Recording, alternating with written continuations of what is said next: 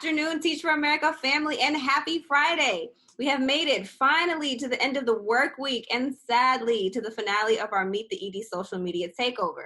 We hope you enjoyed learning about our new ED, LaKeisha Wells-Palmer, and all that she has accomplished and has to offer our region. As promised, I had the wonderful opportunity to sit down with Miss LaKeisha Wells-Palmer to discuss everything about her new role, the future of TFA in Florida, her home, and how she balances it all and still manages to look bomb while doing it. Take a look. LaKeisha, welcome. Thank you so much for sitting down with me today. Hopefully you had a relatively low-stress week, though we all know how busy you are these days. Yes. It has been, the past 3 weeks have been super busy. Just the start of school in all three geographic areas. Right. Jacksonville, Orlando, Tampa started 3 weeks ago, and Miami started on Monday. So just making sure that we're off to a strong instructional start was super important. And making sure that teachers and our alumni base had everything that they needed to start the school year off was also super essential. So yes, it's been busy, but rewarding. Well, that's good to hear. I heard you mention all three, or all two exactly, sites. And I wanted to ask, so you've entered into this new role. You recently become the executive director of all of Teach for America regions in Florida, really. So tell me a little bit about how this came to be and what all this new role entails for you. Yeah, that's a good question. I will start by saying, Teach for America has been in existence in Florida for a little over 20 years. We have three geographic regions that still operate as their own entity. We have partnerships in those. The oldest region is Teach for America Miami-Dade. We partner directly with Miami-Dade County Public Schools. Second oldest is Teach for America Jacksonville. We partner with the school system in Duval County. And then we have Central Florida, which has evolved over the years, who supports Orlando and Tampa, just recently expanded there. And we definitely partner with Orange County Public Schools and IDEA Tampa. We're looking to be able to continue to spread our wings in Tampa and partner with Hillsborough County a little along the line. But as far going to your question, as far as the shift is concerned, it was the right time for us as an organization. Last year, we approached the org-wide shift that was focused on our 2030 goal, which just names that we want to double our impact by really doubling down on key educational milestones to be able to advance our students. And we do that in partnership with community in an effort to make sure that the students that we serve are able to learn, lead, and thrive, and they can actually have true choice about their future. So that forced us to really think about reinventing how we work. And there's never been a time in Teach for America where one person led a whole statewide initiative. But I've been, again, working very closely with the previous executive directors, Sam Hoare and Tiana, and we were really focusing on collective impact for about 2 or 3 years. So when we made this shift as an organization, it was just the right time because people are really intrigued by understanding the Teach for America Florida region narrative, because when you talk about three entities as opposed to really focusing in on one, it broadens your narrative. But even when you are speaking to a specific audience, they want to know about the broad scope. And then I'm able to whittle down, like if your focus is Jacksonville, Orlando, Tampa, or Miami, I can really drill down on what that impact is. So this current structure allowed for us to maximize all of the great things that we've been doing statewide. It allowed for us to elevate our brand and be in a positive positioning across the state. And it allowed for us to have a longer level of sustainability, because the change that we want to be true for our kids is going to take time. And it's important for Teach for America, our regions, to be intact and able to work alongside others to get us to what we want to be true for our kids. So okay, I hope that answered your question. It definitely did. I love the fact that you mentioned achieving impact in the long term, because especially with the past couple of years being a little bit rocky, we definitely want to make sure that we are in those communities and helping those children achieve all that they can, since there might be a little bit of a backslide. Now, I did hear you say the goal for 2030. Does this mean Teach for America is expanding into new regions?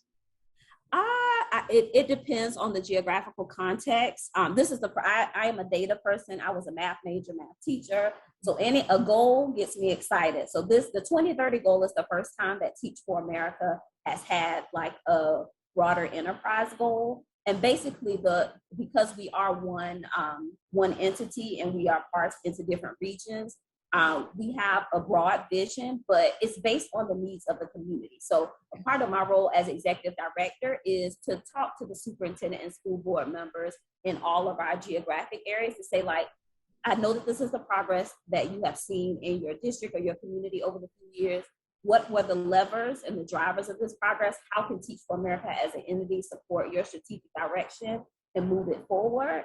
And then that's how we form the partnership. So I never go into a geographic space and say, like, this is what Teach for America can do to you. I spend my time on the front end. I will scrub through a strategic plan so that I can be able to connect the dots. But then I do that alongside the school or the district leaders to make sure that we are actually rising all tides together. So that is the gist of it. Okay. Switch gears just a little bit. Going back to students, because that is, what we do with Teach for America. Our work is involved directly with students. So as students and teachers return to the classroom after 2 years of disruption, let's call it, I think it's pretty safe to say that education has changed drastically from when you and I were in school. Yes. What would you say some of the benefits and challenges of how education is run now? Yeah, that's a hardy subject. That is the subject that everybody is trying to be an expert in or nail down. One, because we have never done school in a pandemic. We thought we were going to be post-pandemic this upcoming year, but that is not the case. So I'll nail it down to two benefits and two challenges. The first benefit is that given COVID, we have realized that there are new and innovative ways of educating our students. The way that we were educated in rows, sitting down, listening to the teacher just doesn't appeal to this generation. I have 3 boys that are definitely all Gen Z. So we were forced to actually look at some of the 20th century strategies that don't work for us and really focus in on 21st century methods that are going to move our students along in an effort not to just make sure that they learn, but to wrap around them as a whole child and make sure that they're able to thrive as well. The other benefit is just elevating the needs of the whole child. Our education system for a long time has only focused on academics, and academics is only one piece of the puzzle that will best position our students for the future. Our students need more. They have a set of hard and soft skills that are going to get them to where they need to be. And now people are starting to realize that we need to really focus on all of the tenets of what a child needs to move forward. So those were the two benefits. The two challenges are like things that we're still working to navigate. One is like the time and the access loss, specifically for families and communities of most need. Prior to COVID, the system was not set up to effectively and efficiently serve and support the students that we serve and Teach for America. School was their safe haven. They got most of their resources at school. They literally spent more time in school than they spent in their home setting. So access to that environment, the learning that took place there on a day-to-day basis, peer engagement and other resources was something that is a challenge that we're still working to recover from. People always want to know, what was the learning loss for kids? What did kids lose? And that might not be the right starting point. We need to focus on our kids getting reacclimated and then reacclimate, close the learning curve, and then potentially try to assess and figure out what the learning loss is, because they have gone through many cycles of change. Like, they have gone through a lot over the past 2 years. And sometimes I think to myself, like, I in my mind, sometimes I'm still in 2019. So I can only imagine what that means for a child.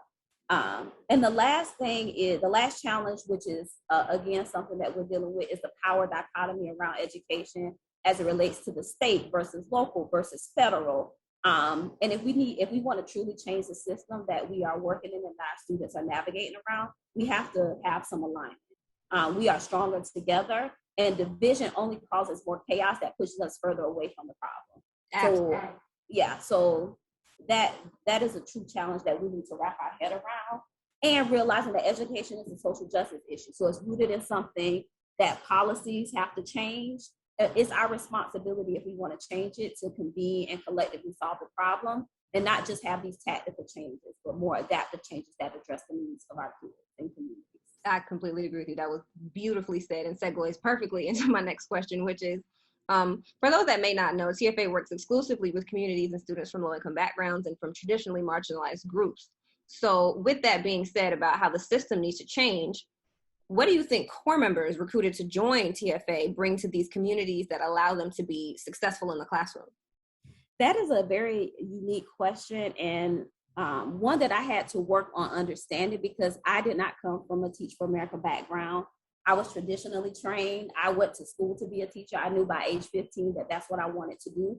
So there's a traditional dichotomy and a non-traditional dichotomy, and Teach for America very much so falls under the non-traditional dichotomy. Right. I remember when I first joined Teach for America staff, I was a school administrator.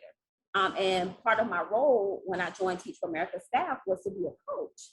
But my mindset was like, I have been operating as a principal for a long time. So when I was trying to coach the core members, they weren't getting it. I was able to drill skills, knowledge, all of that into what I was giving them, and they weren't moving as fast enough. And when I was able to tap into like mindset, that is what it took, that will part, that is what allowed for my core members in that year and years beyond to actually move the needle. Addressing mindset is not a part of the traditional paradigm of building up educators. So I would say that is one of the really big things. Like, our core members come to us equity-minded and mission-oriented. We set up our selection process to make sure that they know that they are committed to the work long-term. They either grew up in a low-income community or had some type of previous experience in a low-income community. We want people that have the desire to learn and grow, because we are a learning organization, and people aren't fixed. So the person that we receive as a core member, it is our responsibility as an organization to grow them into what they want to be or what is aligned to their personal theory of change. So Teach for America wouldn't be what it would be if our education system was equitable. So it's definitely important for us to be able to have people that are willing to grow and learn. We are committed to systems change.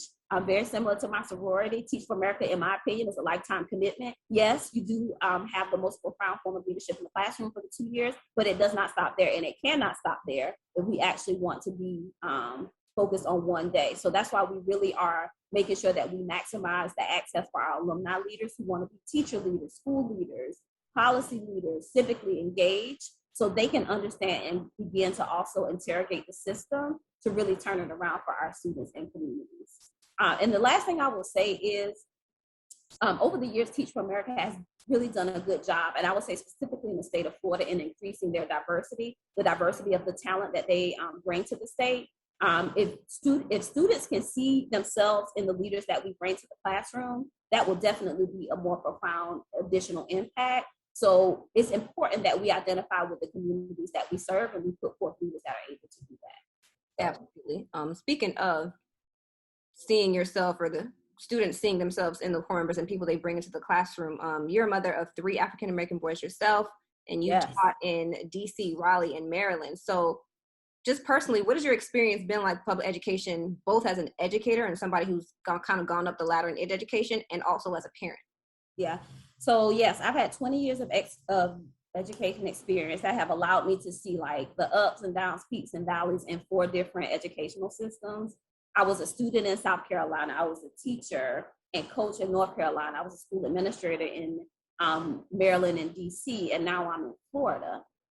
So it has allowed for me to build my my toolkit or my set of learnings in order to inform the community that I'm in now, which is Florida. So Florida does some great things, but there's some things that I definitely learned in Maryland and DC that can lend to the work in Florida, and I'm excited to be able to do that. So I'm always in the constant state of like a learning orientation and being able to have reciprocity in building out the educational community that I'm a part of. I've also been a parent of school-age kids for 11 years. My oldest son is 15 years old. Well, he's 14.8. He'll be 15 on August the 30th, but in his mind, he's 15. He's in the 10th grade. My middle son, Taylor, is 10. He's in the 4th grade. And my baby is 4. And so now I have 3 school-age kids Liam just started pre-K on Monday, so that has been a journey. But it's always a personal thing to me, because although I have 3 biological kids, all of the kids that are in our network that across the Florida that we have a point of contact with, in my heart and my spirit, they're my kids. So I have to operate in that way. The other thing I'll say is, like, I am the students that we support every day. I was born to a teenage mom. We were on Section 8. I had free and reduced lunch.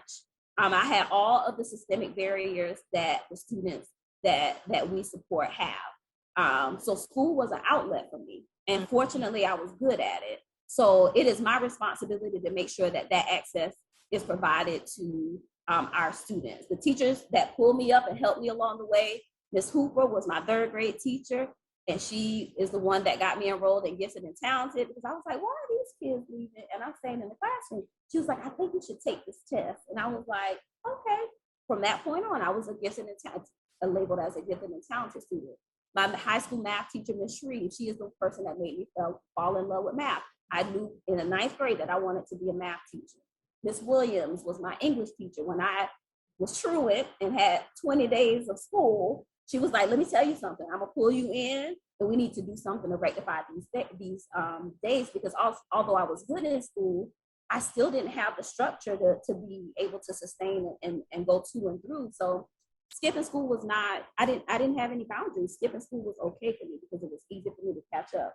And then Coach Blandon is the one who gave me access and pathway for me to join the best HBCU alumni body ever in Shaw University. So he helped me to realize college was a thing for me, and that I didn't have to pay for it. So he is the one that actually supported me around getting 2 scholarships, a dual scholarship, one with NASA, one with the university, to be able to matriculate at Shaw University. So my experience as an educator and a parent often meld together, because I want for my kids to have just as much as any other student, and vice versa.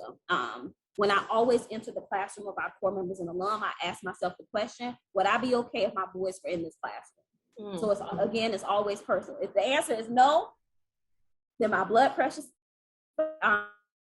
peaks, and I have to do something to help it, because that's my metric. And when I think about my experiences, it just makes me know that the way that I approach it, personally and professionally, is the right thing. Just given the statistics for our community. That is absolutely perfect. It's always those teachers who go into the classroom and see certain students when nobody else sees them, or when very few other people see them. So that is just perfect right there. And what do you hope to achieve, like, in this new role where you're managing all of these different regions? Like, what do you hope to achieve, and like, what kind of legacy do you want to leave behind? Yeah, everybody always says, like, you've done this and now you're doing nonprofit. My true aspiration is within the next 20 years, I want to be the Secretary of Education. So I feel like I have been able to impact policy at the school-based level. Now I'm at a point where I'm able to impact or support others in impact and policy at the state level. If my predecessors are able to be Secretary of Education, I feel like I am well equipped to do it. I know, no shade, but I know what mastery and growth is.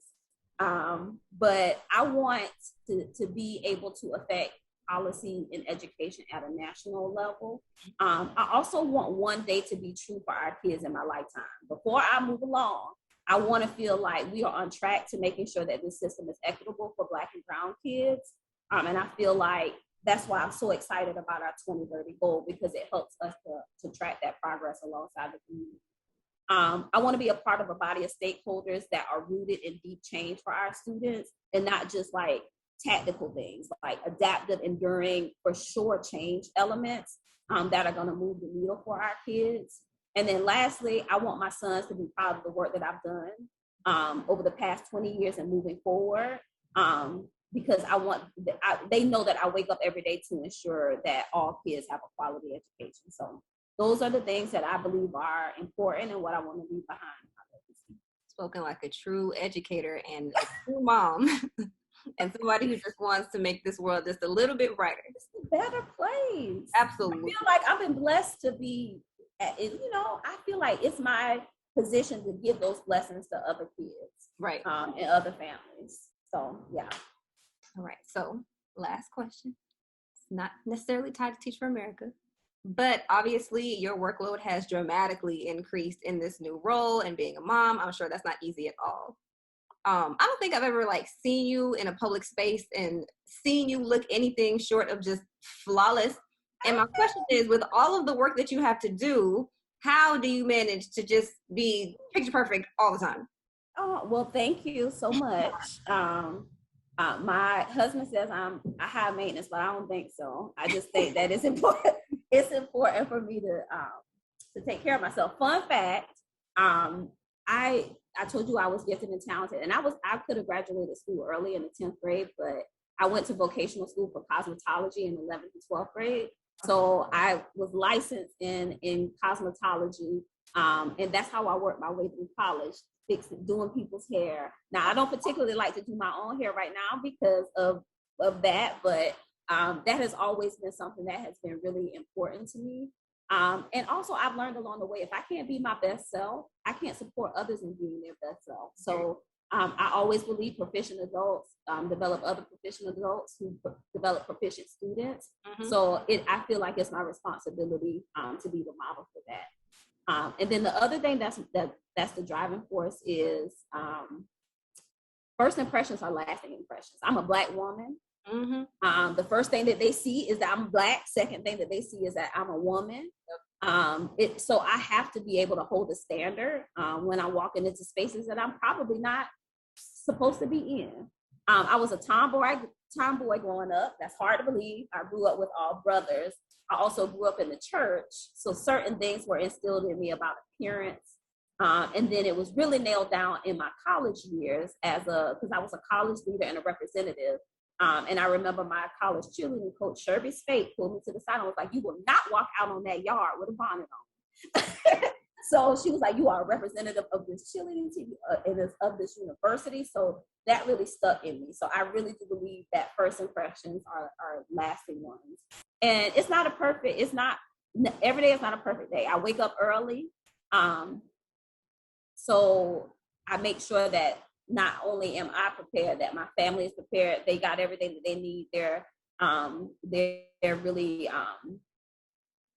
they're looking for well. Mm-hmm. So I'm learning to have balance and boundaries also, and just focusing on self-care for myself in order to be able to extend that to kids. It's like when you're on a flight, it says put on your oxygen mask first, mm-hmm. and then you help the others around you. And so that's the analogy that I like to use. But I like that. I really appreciate the compliment. Of course. I love how you mentioned the bonnet. So the bonnet debate is still prevalent however so many years later. So we're still fighting this struggle. Yes.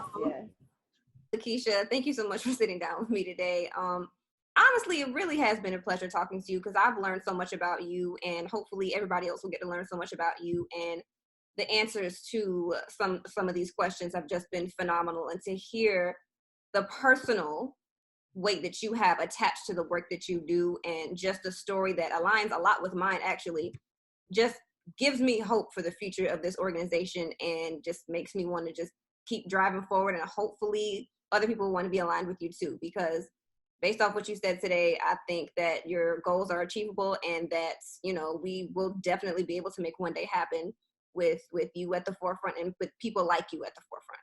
Yeah, I appreciate that. Thank you for allowing me the opportunity to share my narrative.